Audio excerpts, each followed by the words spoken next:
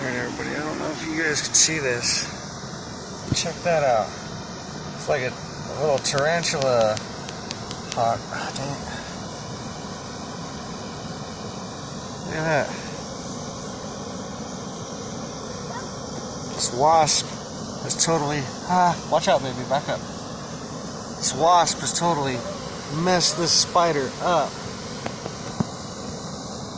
Like, this spider is done for. Look at him.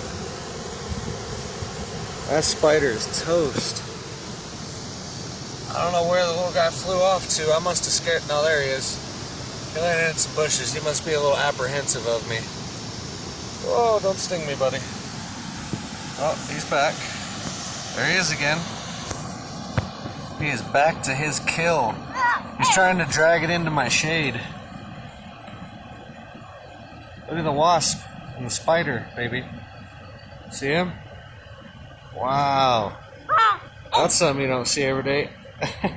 And he keeps trying to drag the spider into my shadow, but I keep backing my shadow up and it's pissing him off.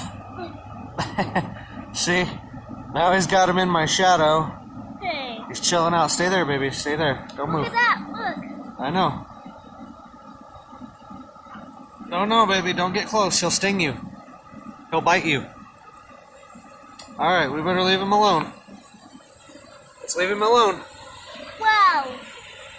Okay. Let's go. Well, that was our... Let's see if we can get a close-up of the spider.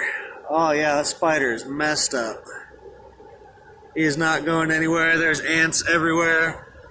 I'm sure that wasp is worried because there's an ant's nest. Back it up. Right here, that's just a giant ant's nest, so we're going to go this way. We'll let the wasp get his kill before the ants get it. And this is the way of nature.